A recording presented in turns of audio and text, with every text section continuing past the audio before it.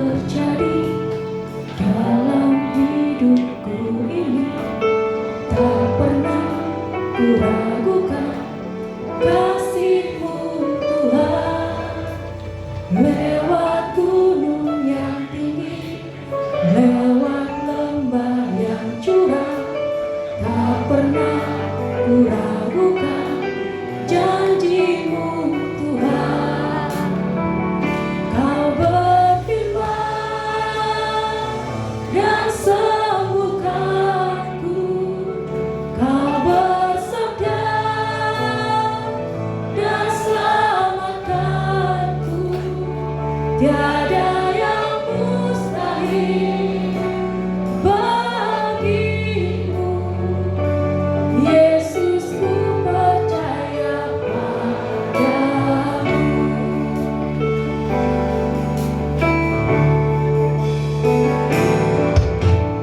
Apapun yang terjadi dalam hidupku ini, tak pernah ku ragukan kasih-Mu Tuhan. Lewat gunung yang tinggi, dalam lembah yang curam, tak pernah ku ragukan janji-Mu Tuhan. Kau berfirman dan sembuhkanku, Kau bersabda dan selamatkanku. Tiada yang mustahil bagimu, Yesus, ku percaya padamu. Kau berfirman dan sembuhkanku, Kau bersabda dan selamatkanku. Tiada yang mustahil bagimu, Yesus, ku percaya padamu. Mari kita selawatkan dan sembuhkanku, Kau bersabda. Angkat tanganmu di hadapan Tuhan. selamatkanku. Tiada yang mustahil bagimu, Yesus, ku percaya padamu. Sekali lagi katakan, kau berfirman dan sembuhkanku, Kau bersabda dan selamatkanku. Tiada yang mustahil bagimu, Yesus, ku percaya padamu. Yesus, ku percaya padamu. Yesus, ku percaya padamu. Haleluya. Yesus, ku percaya padamu. Haleluya. Tuhanlah satu-satunya penyelamat kami.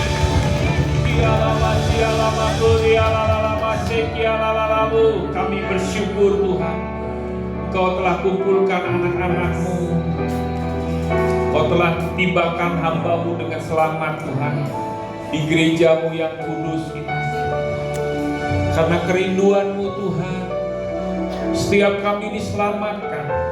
Amin. Karena kerinduan-Mu Tuhan, setiap kami Tuhan menerima sorga di dalam hidup kami. Amin, Bapak. Walaupun kami di muka bumi ini, tapi kami percaya Tuhan ada sorga yang kami alami di hari-hari ini. Amin.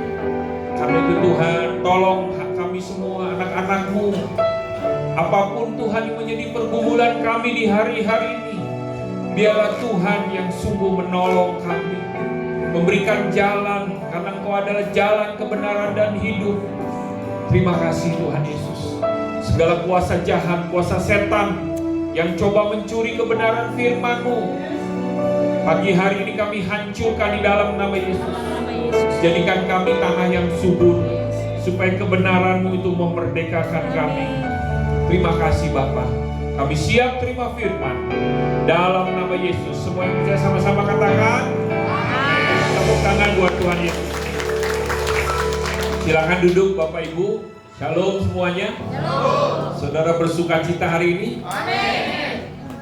Sebenarnya saya yang paling bersuka cita karena saya sampai ke Cilegon ya. Ya, puji Tuhan ya. Saya hari ini didampingi oleh Bapak Willy ya. Tepuk tangan dulu nih untuk Willy. Kami bisa melalui ya. Karena saya dengar katanya sini agak sedikit. Tadi memang banyak sekali bis-bis ya, hampir tiap minggu kali ya. Macet ya. Tapi puji Tuhan karena kami datang berangkat dari Serpong lebih cepat ya, kita tiba di sini juga ya. Nah hari ini saudara saya mau sampaikan kebenaran bagaimana mengalami kelegaan dari Tuhan. Kenapa saudara saya sampaikan firman Tuhan ini? Karena hari-hari ini ya begitu ya, harga naik, betul nggak? Gaji menurun. Iya kan? Nah saudara, kita ini hari-hari kita dengar berita ya, pertama udah segini, dolar segini gitu. Walaupun ya kata Bapak Presiden kita nggak pernah punya dolar kali ya, orang kampung katanya. Tapi apapun itu pasti ada dampak, betul nggak?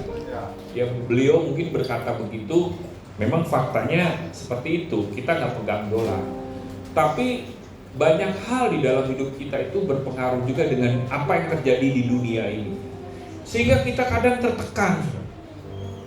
Ya. Kita mengalami kekhawatiran, ketakutan, ini gimana nih, ya.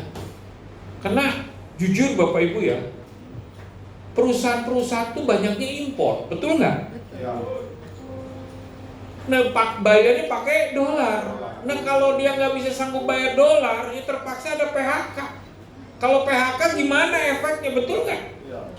Nah, akibatnya banyak ketakutan-ketakutan. Tapi saya kasih tahu Bapak Ibu ya, hanya Yesuslah jalan kebenaran. Amin, saudara.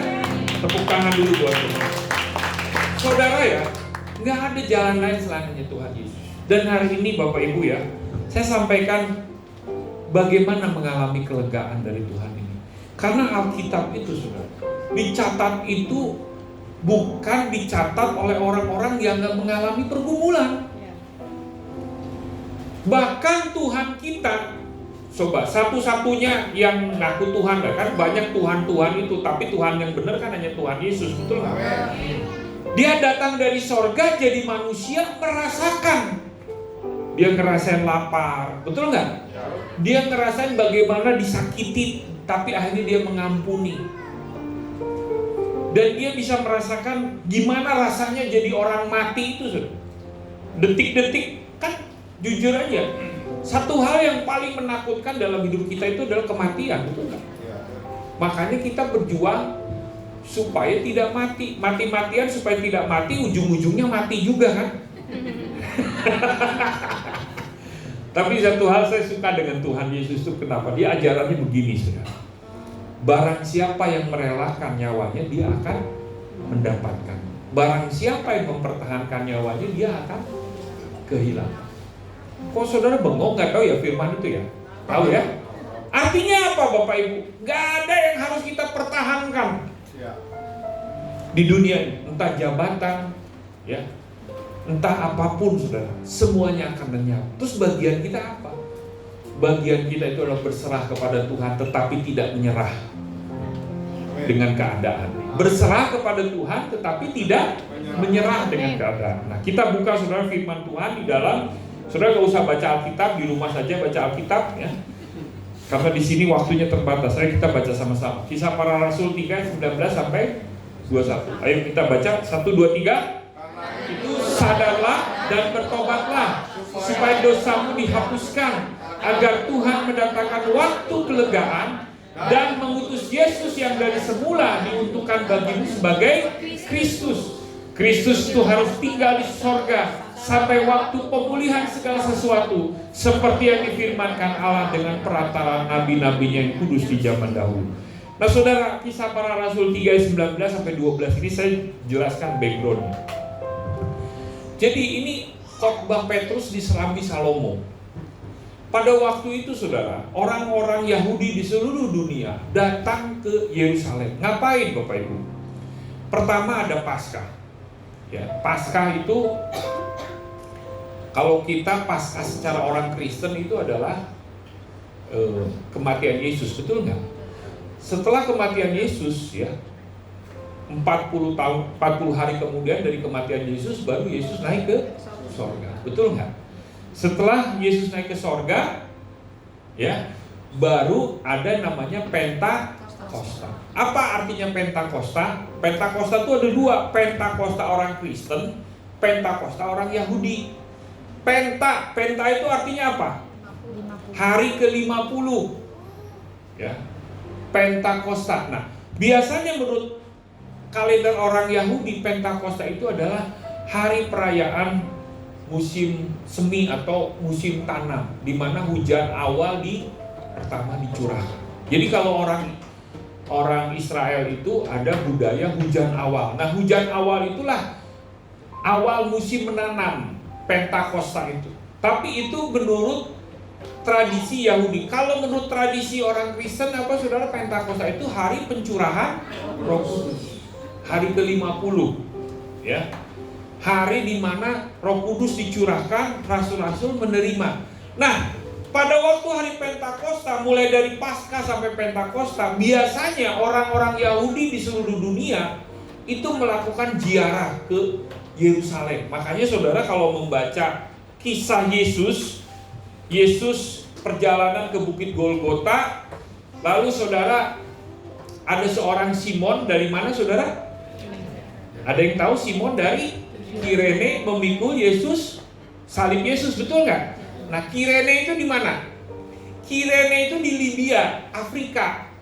Kalau saudara lihat peta, Libya jaraknya ke Yerusalem itu kurang lebih hampir 1000 km.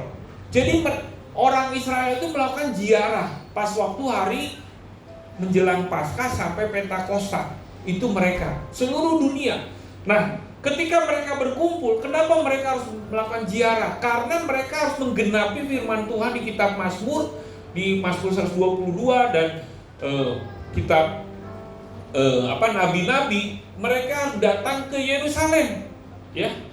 Nah, tujuannya ngapain ke Yerusalem? Karena zaman dulu, saudara, bagi mereka bait Allah itu adalah tempat di mana Tuhan bersemayam, tempat di mana Tuhan harus menyembah.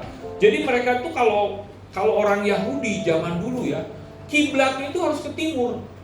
Ya, tetangga sebelah niru ke barat, betul nggak? Kalau orang Yahudi tapi ada lagunya dari timur ke barat, betul nggak? Artinya saudara, kemuliaan Tuhan harus dinyatakan, betul nggak? Nah, orang Yahudi itu saudara seperti Daniel, kitab Daniel.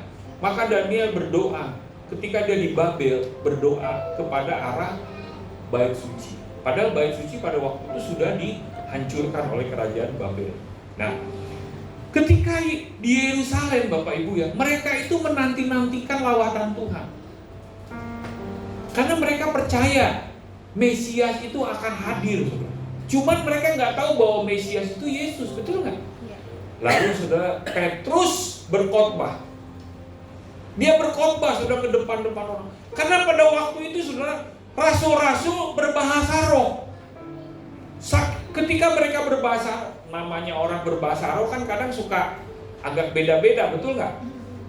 Yang bentar sini lama-lama, ada yang lili, yang sana lala. Akhirnya saudara, orang ngomong ini orang lagi mabok atau apa, betul nggak?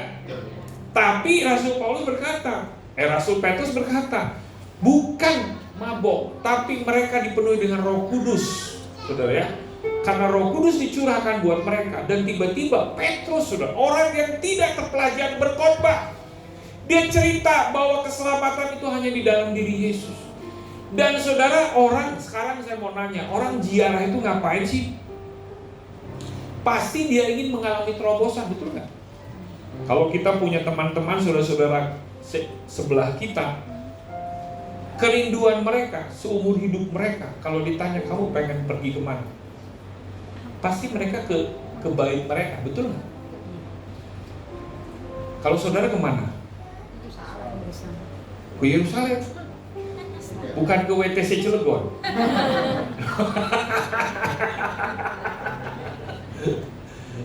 Saudara, jangan meniru mereka. Yesus berkata kepada perempuan Samaria, betul nggak? Dulu, ya, orang menyembah kemana saudara? Ke Yerusalem, betul nggak? Tapi akan tiba saatnya orang menyembah di dalam roh dan kebenaran. Jadi saudara nggak usah pergi ke Yerusalem. Di sini pun juga ada Tuhan Yesus. Tepuk tangan dulu untuk Tuhan Yesus. Makanya saudara ngapain pergi ke Yerusalem? Bikin kita, dolar kan lagi naik begini. Tapi kalau ada duit boleh, betul nggak? Nggak ada duit boleh. Silahkan kalau saudara mau ke sono. Nah, tapi intinya saudara, pada waktu itu orang mencari Tuhan. Padahal Roh Kudus sudah dicurahkan. Makanya Yesus itu berkata begini, alangkah lebih baiknya saya pergi ke Bapa dan aku akan mengutus Rohku, betul nggak?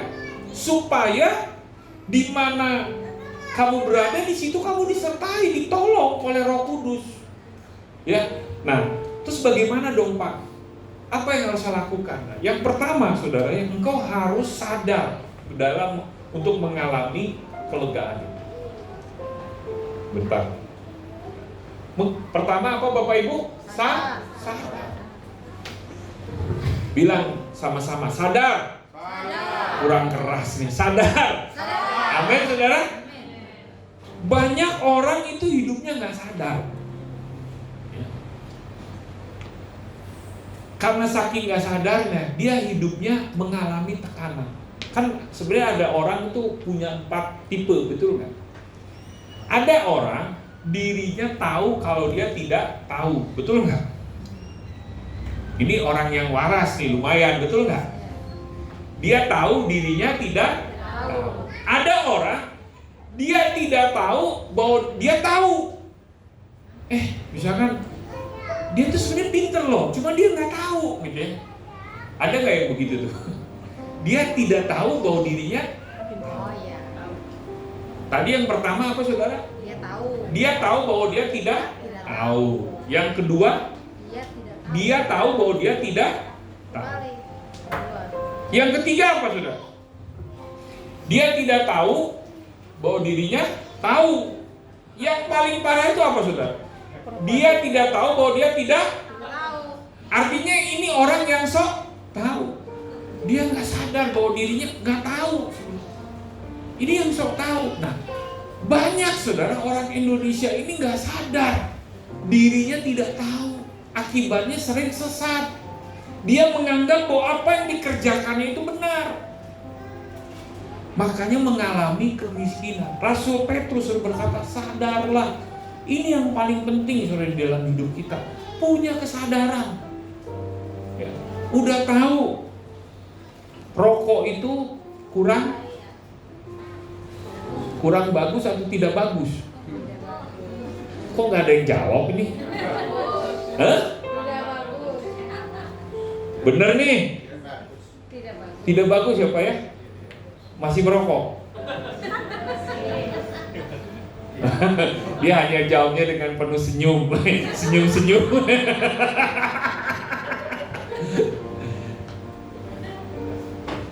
Pak, sadar Pak. Betul nggak? Coba bapak-bapak nih yang masih merokok, harus sadar. Yang jawab hanya ibu-ibu nih.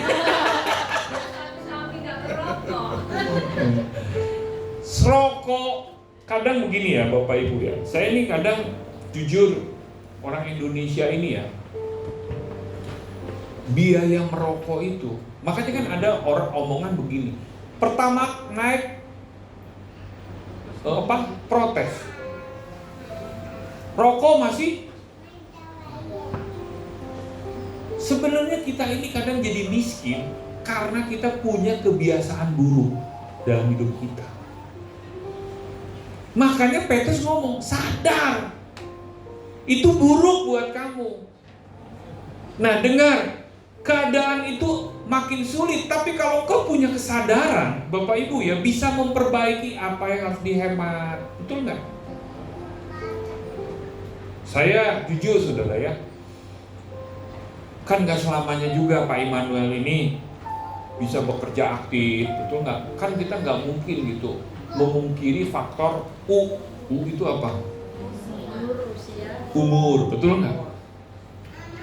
Saya ngomong ke istri saya, hidup kita harus lebih bijak. Ya. Apa yang bisa kita hemat, kita hemat. Ya. Makanya anak-anak saya setuju juga tuh, kamu masih muda ya kita hemat. Caranya gimana nih Pi? Ya sudah, mulai sekarang Papi antar kamu ya ke kantor, pulang pergi, karena Papi agak free nih. Lalu berikutnya kamu Senin sampai Kamis kita semua bawa bekal Bapak Ibu. Ya, anak-anak saya itu bawa bekal. Pembantu udah masak jam 5, kita kan berangkat jam 6 pagi, betul nggak? Kita bawa bekal, lumayan. Terus anak saya cerita, iya bener juga ya, Pi, lumayan, karena sekali makan 35.000. Ya, ini kalau pembantu yang masak gratis, karena dari papinya kan. Mereka bisa nabung, betul nggak?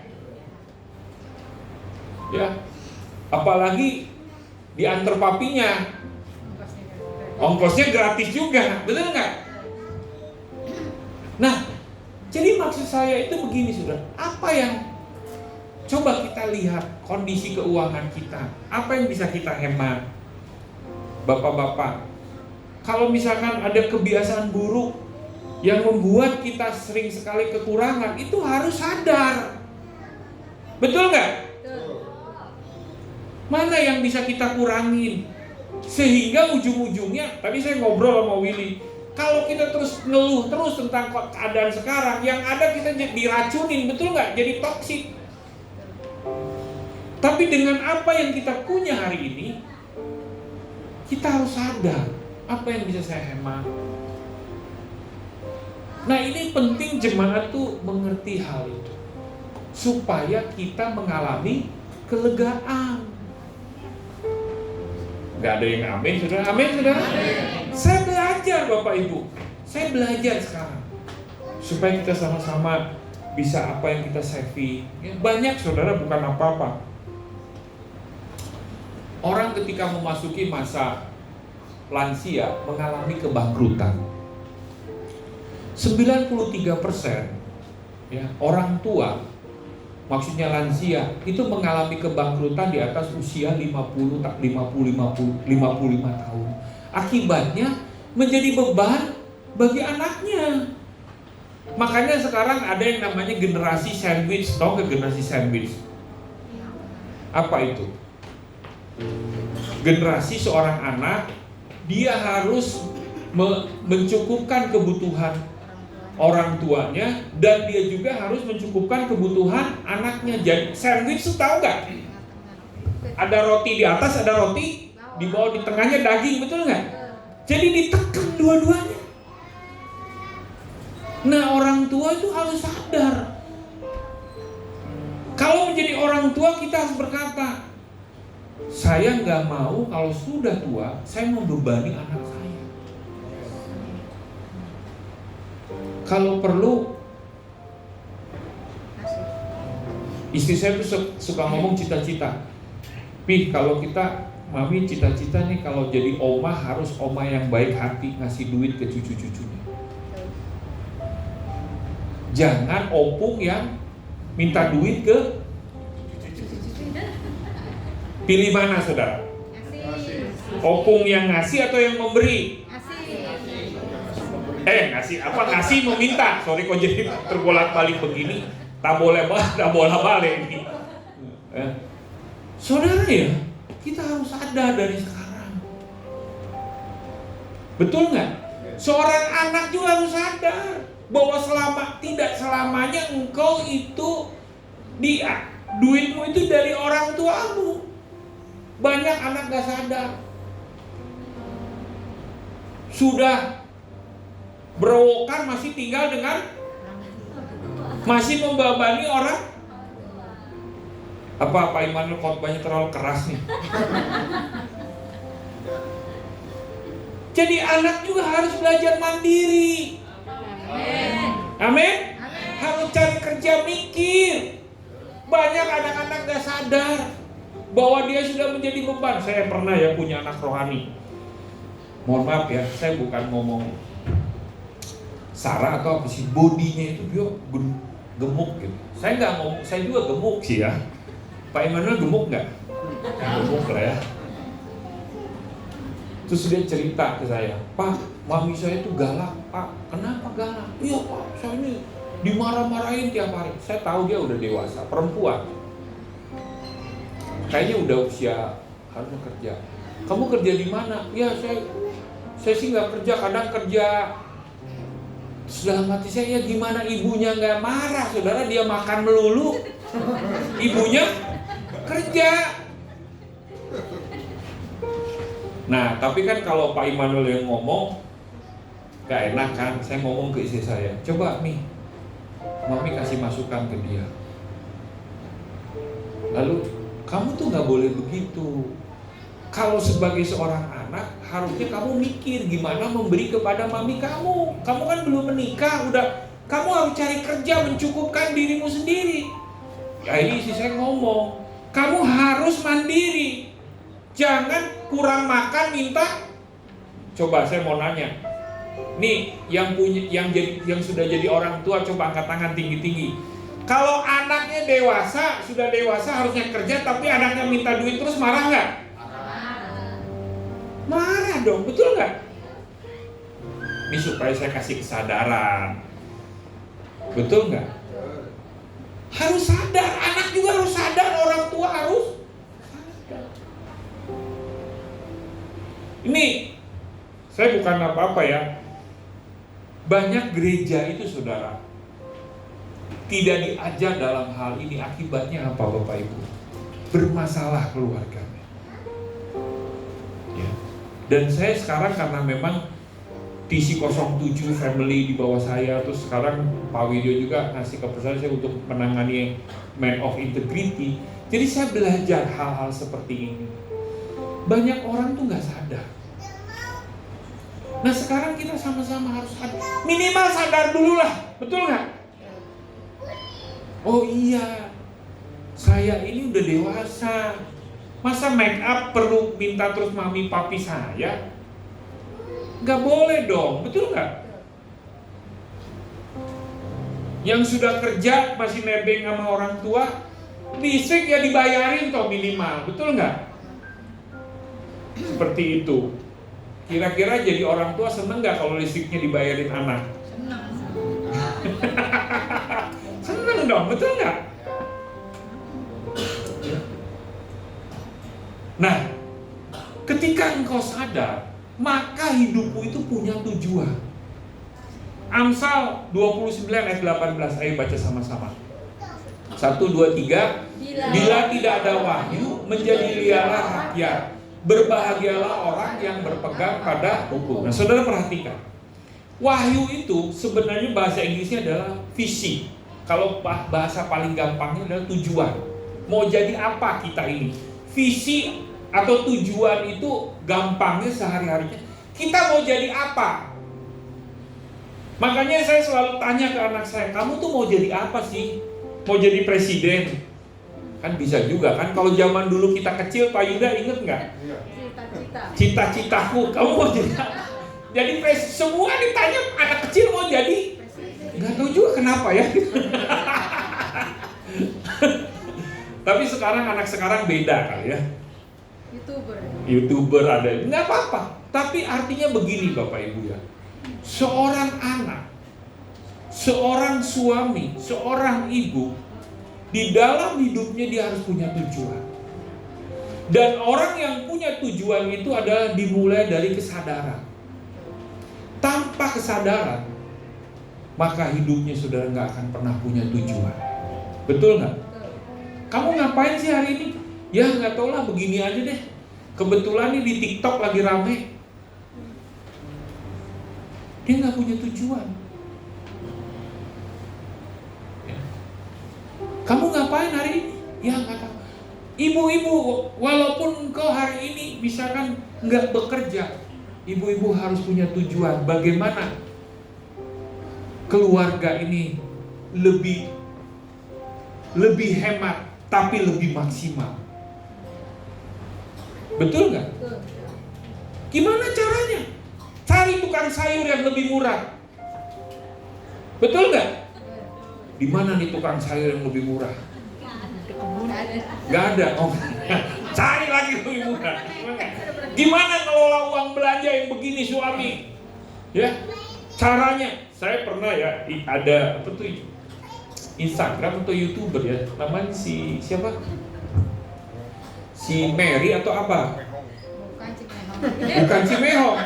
Dia itu orang Batak, saudara. Orang Karo kalau nggak salah. Dia itu saudara gimana hidup 3 juta sebulan. Ya, ada itu orang Batak yang jualan minyak Karo kalau nggak salah itu ya. Pernah dengar nggak? Nah dia itu saudara atur sedemikian rupa. Dia hidup belum punya anak ya. Dengan suaminya saudara yang punya bengkel motor. Hari ini makan apa? Jadi dia belanjanya supaya murah dengan suaminya. 7 hari kerja dia belanja langsung masukin ke kulkas. Hari ini masak apa. Dan itu ternyata saudara dia bisa sehari 3 kali makan suami istri 50.000. Udah bisa makan daging, udang. Wah, saya bilang ini hebat nih. Maksud saya begini Bapak Ibu ya. Amsal 31 berbicara tentang istri adalah istri yang bijak, yang bisa mengelola keluarganya, keuangan keluarganya, supaya anak-anaknya berbahagia. Amin ibu-ibu. Amin. Harus punya kesadaran, punya tujuan. Tapi tadi kan bapak-bapak, sekarang ibu-ibu. Kita harus sadar, harus lebih cerdik gimana anak-anak. Ibu-ibu nih ya, gimana anak saya ini bisa jadi pintar. Bapak-bapak ngajarin anaknya supaya lebih pintar, supaya ranking 1 terus di sekolah. Kalau ranking 1 terus dapat beasiswa, bisa gratis anaknya sekolah, betul nggak? Saya punya seorang teman, saudara, hamba Tuhan. Dia hamba Tuhan di Lampung, di kampung. Dia punya anak perempuan tuh 5. Dia nyebut 5 gadis bijaksana. Iya, saudara. Dia ngomong ke anaknya 5 gadis bijaksana. Nah, yang saya salut itu dengan istrinya, saudara. Itu luar biasa, saudara. Dia didik anak-anaknya itu sampai saudara anak-anaknya itu menjadi ranking 1 semua di sekolah Kristen mana di Lampung tuh Metodis apa yang terbaik. Sampai saya heran loh, Bang Marga Siregar, Pak Siregar ini hebat juga nih anak. Semuanya di sekolah Kristen. Dia bilang gratis semua. Kenapa? Anak saya ranking 1. Saking pinternya saudara, anaknya ikut kelas akselerasi, percepatan. Harusnya kelas 1 SMP dinaikin kelas 3 SMP. Dan anaknya sekarang semua sudah selesai kuliah di universitas negeri. Saya nggak tahu universitas negeri mana. Jadi Bapak Ibu, sebagai orang tua, Anda harus sadar supaya Anda juga punya visi atas keluarga. Mau jadi apa ini anak saya? Berikan kepada dia suatu dorongan semangat. Bukankah banyak orang Batak di sini ya? Ada lagunya kan? Anak koki, bukan anak ikan koki ya. Anak koki hangoraun mah dia. Artinya itu Pak Yuda, anakku itu adalah kekayaan bagiku. Betul nggak? Saudara sebagai orang tua harus punya kerinduan anak saya ini bagaimana dapat sekolah yang terbaik. Makanya penting kesadaran. Sama-sama katakan apa? Sadar. Amin. Siapa yang rindu hidupnya terus di dalam kesadaran, angkat tangan tinggi-tinggi. Haleluya. Tepuk tangan buat Tuhan. Yang berikutnya, saudara. Saudara harus bukan hanya sadar saja, bertobat. Katakan sama-sama, bertobat. Bertobat. Kalau hanya sadar doang sih nggak bertobat, ya balik lagi. Betul nggak? Betul nggak? Ini saudara, bedanya orang dunia dengan orang di dalam Kristus. Karena di dalam Kristus harus ada pertobatan. Coba kita Markus 1 ayat 15, baca sama-sama. 1, 2, 3. Karena waktunya telah genap, kerajaan Allah sudah dekat. Bertobatlah dan percayalah kepada Injil. Nah ini saudara, saya kasih tahu. Pak, saya ini udah sadar sih Pak. Tapi gimana Pak? Susah Pak sekarang. Saudara, hidup sekarang ini hanya sorga yang bisa menolong kita. Saya saudara sebagai hamba Tuhan pendeta, saya selalu berdoa setiap pagi, Tuhan datanglah kerajaan-Mu, jadilah kehendak-Mu di bumi seperti di surga. Bisnis, mana ada sih bisnis yang gak banyak saingan? Betul gak? Apa pekerjaan sekarang yang mudah? Gak ada yang mudah saudara, semuanya susah. Tapi saudara, kalau engkau di backup sorga, ditolong oleh sorga, maka ada jalan-jalannya. Di sini dikatakan waktunya telah genap, kerajaan sorga sudah dekat. Kerajaan sorga itu atau kerajaan Allah itu berbicara dua hal. Kalau saudara nggak bertobat, maka saudara akan dihakimi menurut kelakuan saudara. Karena Tuhan itu adil, betul nggak? Kalau saudara bertobat, berbalik dari jalanmu yang salah, tadinya ke sana, berapa derajat saudara? 360? 360 balik dong, bener nggak? Tapi berapa derajat? 180. Bertobat, metanoia, maka saudara, sorga itu, kerajaan Allah itu dekat. Makanya Yesus berkata, Matius 6 ayat 33, carilah dahulu kerajaan Allah dan kebenarannya, maka semuanya itu akan ditambah. Teorinya udah jago semua. Prakteknya sekarang, kalau saudara benar-benar bertobat, kau mencari dahulu kerajaan Allah, kau suka berdoa kepada Tuhan. Aku Tuhan, saya ini terbatas. Saya berdoa setiap pagi, saya ngomong ke anak-anak. Kamu tahu nggak? Sekarang cari kerja itu susah. Tapi kalau engkau dapat pekerjaan hari ini, kasih karunia, bukan karena pintar. Saya pernah kesaksian kan, benar nggak tentang pekerjaan anak saya? Dia saudara, 72.000 orang yang melamar. Dia masuk ke 50 orang. Tes 50 orang, 72.000 loh. Dari 50 orang saudara, yang diterima 26 orang. Dan puji Tuhan, anak saya tidak diterima. Lo harus puji Tuhan dong. Betul nggak? Anak saya tidak diterima. Udah sampai tahap sisa terakhir, ternyata dipikirnya udah lulus, udah siap kerja. Tiba-tiba dia lihat Instagram temannya sudah mulai kerja, dia belum bekerja. Sedih nggak? Sudah berapa belas karyawan yang dia harus ikut tes psikotes semua. Tapi saya katakan, kamu punya kasih karunia dari Tuhan. Ayo kita berdoa.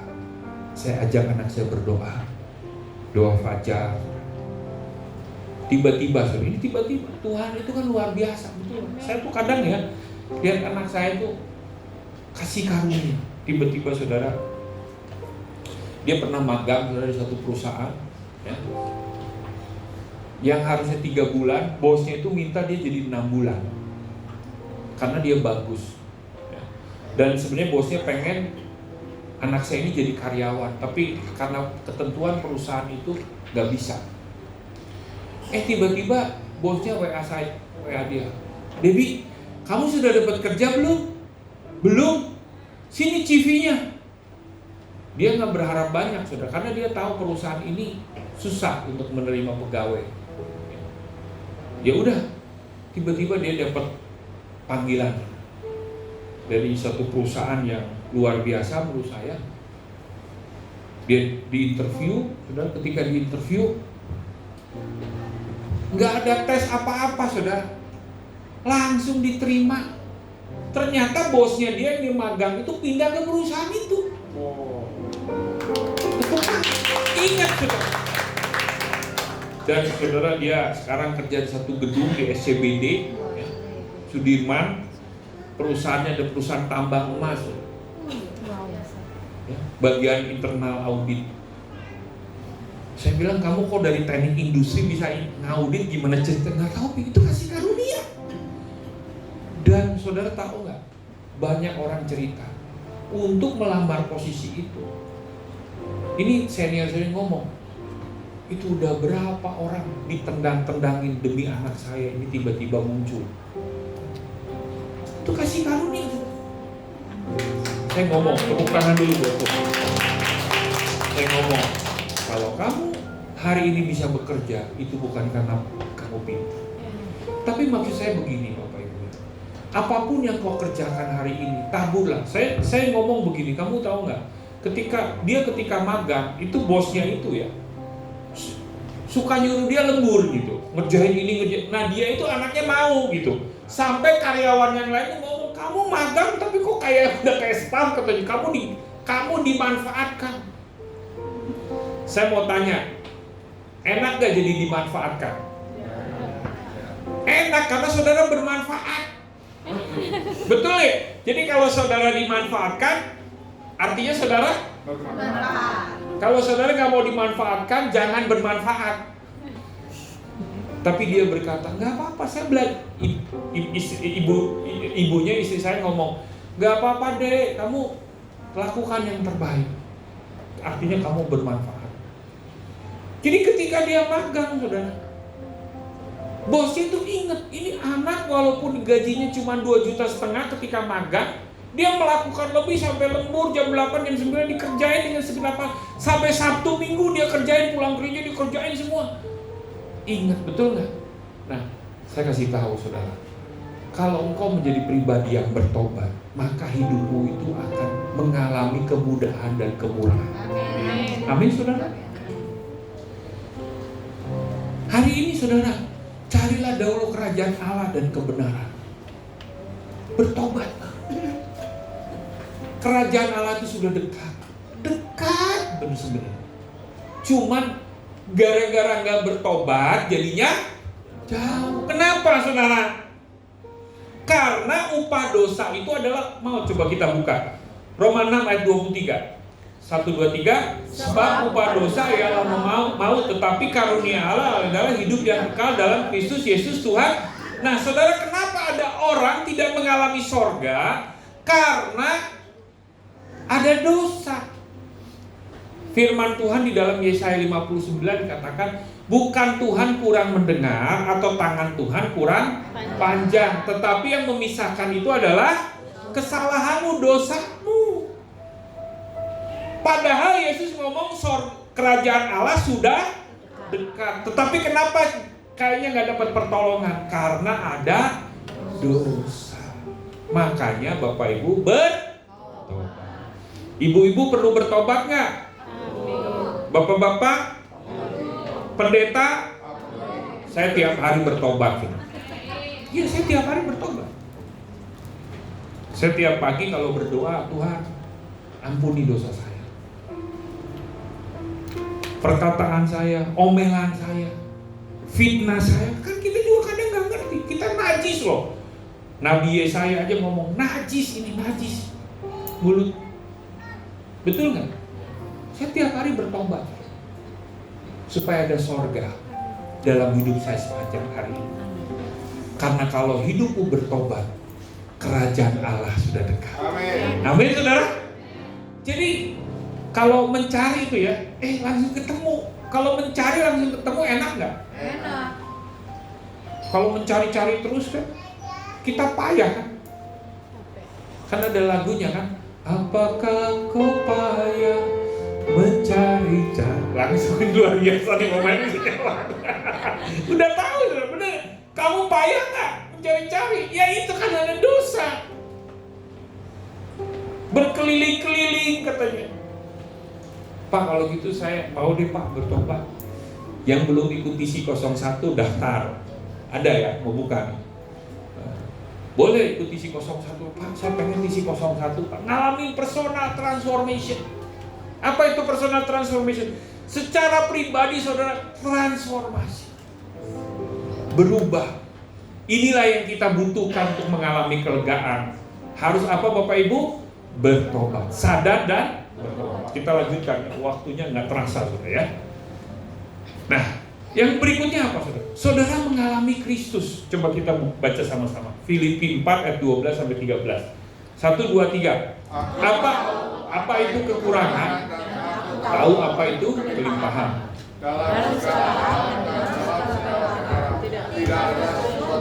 merupakan rahasia bagi kita. Baik dalam hal kenyang maupun dalam hal kekurangan, segala perkara di dalam Dia yang memberi kekuatan kepadaku.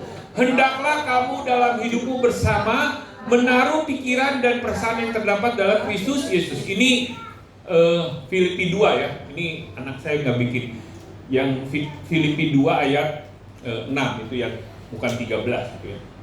Kalau yang ayat pertama itu Filipi 4 ayat 12 sampai 13. Kalau yang hendaklah kamu dalam hidupmu itu Filipi 2 ayat 6.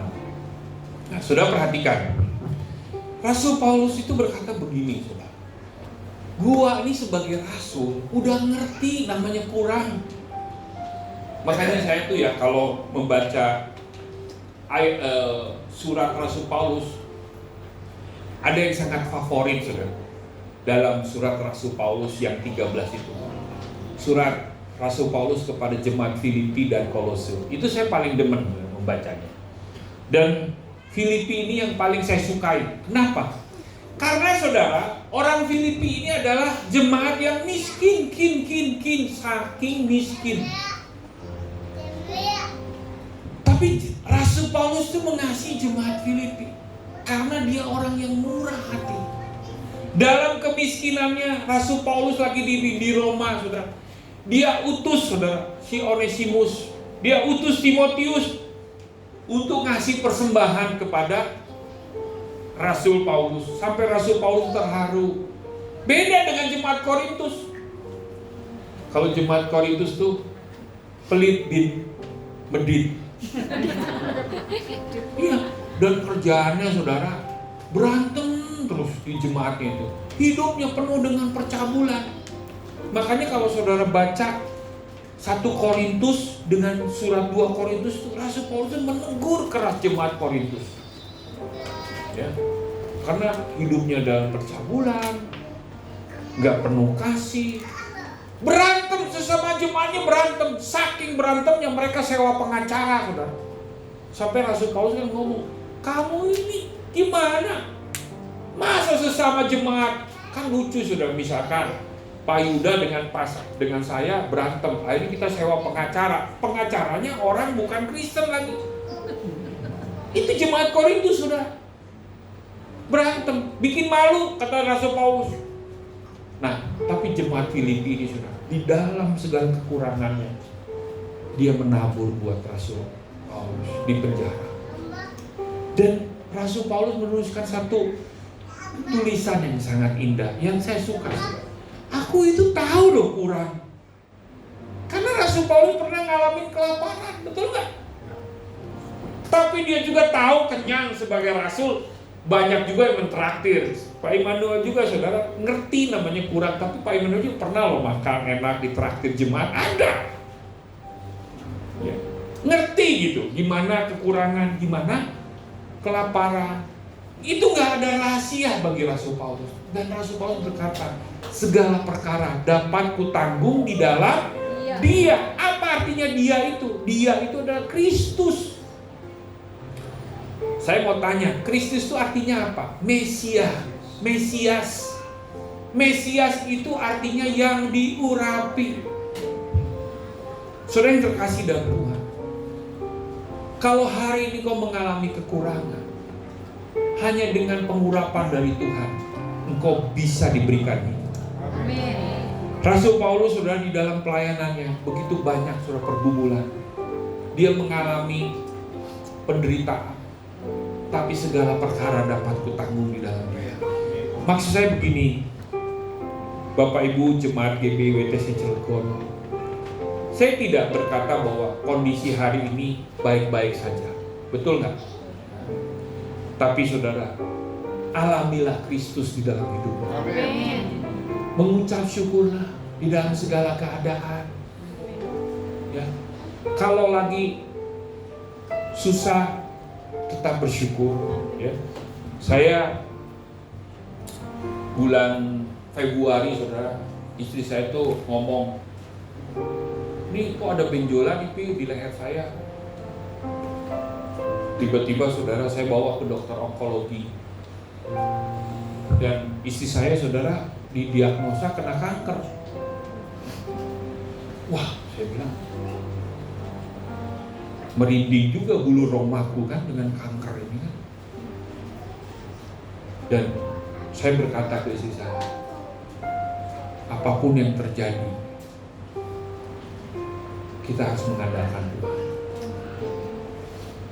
Ya. Pertama, tahap demi tahap, saudara, kita lalui operasi. Dari operasi, saudara, istri saya harus mengalami radioterapi 25 kali. Kulitnya kebakar, saudara. Kasihan juga, sepertiga ininya, saudara, gosong. Sekarang masih ada sisa-sisanya, harus kasih salep. Gak boleh kena sinar matahari, saudara. Lalu dia harus mengalami kemoimunoterapi, saudara, 6 kali. Dan itu masa-masa yang gak mudah. Dia harus tetap bekerja. Ya. Dia mengalami sariawan berat, mulai mati rasa, bibirnya pecah-pecah, jamuran. Ya, sensitif juga, betul nggak? Tapi saya belajar, saudara. Saya dampingi terus istri saya beri kekuatan. Kita pasti bisa menghadapi dalam segala kekurangan, dalam segala kelebihan, segala perkara dapat ditanggung di dalam. Amin. Buat Tuhan. Saudara harus bersyukur, alami Kristus dalam hidup. Jangan kalau lagi ada duit memuji Tuhan. Lagu Arbab tadi ya. Wow, nari-nari pakai bahasa Batak. Pas lagi duitnya nggak ada, ngomel-ngomel. Jangan. Mau nggak ada duit, mau ada duit tetap Arbab, betul nggak? Loh, Arbab itu artinya rebana kalau nggak salah ya. Iya. Bahasa Batak. Sudah tetap memuji Tuhan. Segala perkara dapat kutanggung di dalam Dia yang memberi. Pikiran kita itu, saudara, saya ya, sehari itu bisa 7 jam nyetir, saudara. Tadi saya udah cerita nggak ya? Pergi 2 jam setengah, jam 6 pagi, nyampe rumah antara jam 8:05 sampai 8:30 tergantung macet. Antar istri kan. Berangkat lagi, saya ngerjain pekerjaan saya kebanyakan kan di Serpong. 3:30 sore sampai 7:30, saudara, nyampe rumah. Dan itu tiap hari dari Senin sampai Jumat. Istri saya berkata begini, kita ini kalau nggak ada Tuhan Yesus bisa nggak waras kita lihat kemacetan Jakarta. Tiap hari saya 7 jam, saudara. Bukan saya bermegah, tapi saya mau sharing bahwa sebagai hamba Tuhan juga kita bukan artinya menjadi lebih mudah. Enggak. Ini Willy nih, ngurusin HOB, saudara. Dari subuh ke subuh. Sekarang udah 3 shift, saudara. Tadi dia cerita. Dari subuh ke subuh, bukan dari subuh ke malam, dari subuh ke subuh. Dia tidur di kandang Di kandang. Kadang di kantor. Namanya ngurusin HOB sudah ikan nila. Apalagi sapi ada berapa ratus tuh. Tapi kita hamba Tuhan, bukan artinya saudara memandang kita ini hamba Tuhan itu jadi hidupnya lebih mudah. Enggak. Tanya gembala saudara Pak Yuda, enggak jadi lebih mudah kok. Tapi saudara, kita memberi teladan kepada jemaat. Segala perkara dapat kutanggung di dalam Dia. Amin, saudara. Tepuk tangan buat Tuhan Yesus. Kita bangkit berdiri. Kita angkat pujian, saudara. Segala perkaraku, ketinggian enggak?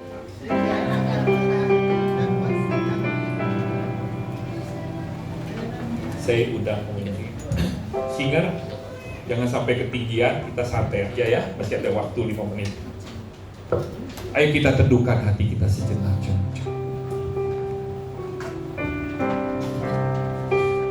Segala perkaraku kutahkan padamu, Allah pembelaku. Segala kuatku ku taruh di kakimu, Allah pemeliharaku. Bila Kau yang membuka pintu, tak ada satu pun dapat menutupnya. Bila Kau yang mengangkat aku, tiada yang dapat merendahkanku. Sekali lagi katakan segala perkara. Segala perkaraku ku serahkan padamu, Allah pembelaku. Segala kuatku ku taruh di kakimu, Allah peliharaku. Bila Kau yang membuka pintu, tak ada satu pun dapat menutupnya. Bila Kau yang mengangkat aku, tiada yang dapat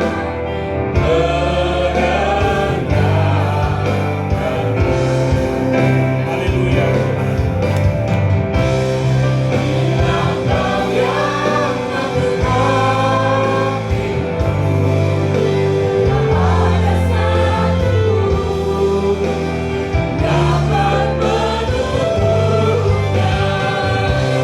Bila Kau yang mengangkat aku, tiada yang dapat merendahkanku. Saudara yang terkasih dalam Tuhan, hanya Kristus yang memberikan kelegaan kepadamu. Kerajaan Allah sudah dekat. Hiduplah di dalam kesadaran dan pertobatan, maka sorga akan datang dalam hidupmu. Ini janji Tuhan. Tuhan Yesus mengajarkan satu doa yang luar biasa. Datanglah kerajaan sorga, jadilah kehendakmu di bumi seperti di sorga. Walaupun kau hari ini di bumi, tapi Tuhan bisa mendatangkan sorga di dalam keluargamu. Saya mau berdoa kepadamu yang hari-hari ini berkata, Tuhan, aku sungguh rindu mengalami kelegaan. Firman Tuhan berkata, datanglah kepada Yesus dan belajarlah kepada Yesus yang rendah hati dan lemah lembut. Dia akan memberi kelegaan kepadamu. Kau yang rindu, angkat tanganmu di hadapan Tuhan. Saya mau berdoa. Tuhan, Kau lihat setiap tangan-tangan yang terangkat. Kami butuh Tuhan di hari-hari ini. Kami tahu kekuatan kami tidak seberapa, tapi firman-Mu berkata, segala perkara dapat kami tanggung di dalam-Mu yang memberi kekuatan. Karena itu Tuhan, Kau lihat tangan-tangan yang terangkat hari ini. Jamah mereka. Urapi mereka dengan kuasa-Mu Tuhan. Sehingga mereka mengalami kemenangan karena kasih karunia. Kami terlalu bodoh bagi dunia ini, tapi kami mau mengandalkan-Mu. Bela Tuhan kami, segala perkara hidup kami, Kau yang membela. Pintu-pintu akan terbuka, promosi demi promosi akan kami peroleh Tuhan. Berkati anak-anak-Mu Tuhan. Dan sebentar kami akan berpisah, kami siap untuk menerima berkat. Angkat tangan-Mu tinggi-tinggi di hadapan Tuhan. Terimalah berkat yang terbaik dari Bapa di sorga. Diberkatilah hidupmu, diberkatilah keluarga dan usahamu. Cinta kasih dari Tuhan Yesus Kristus, persekutuan yang manis daripada Roh Kudus menyertai-mu mulai dari sekarang sampai selama-lamanya. Semua yang percaya sama-sama katakan amin. Selamat hari Minggu, Tuhan Yesus memberkati.